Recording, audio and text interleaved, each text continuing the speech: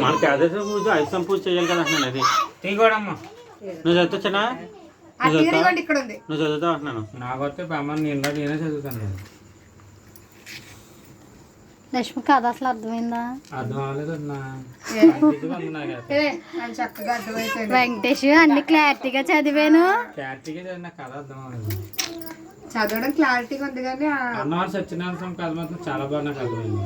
పంతులుగా చెప్పిందా? అక్కడ చెప్పింది మనం చాలాసార్లు చెప్తుంది.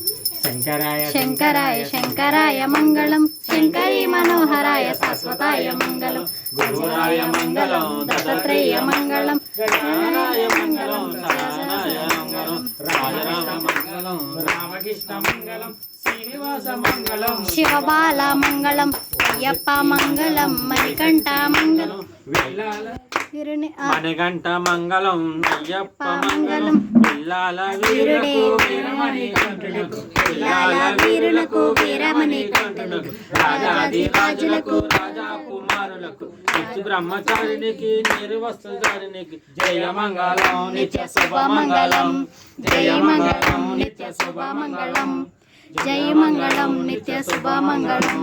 హర హర మహాదేవ శంభో శంకర.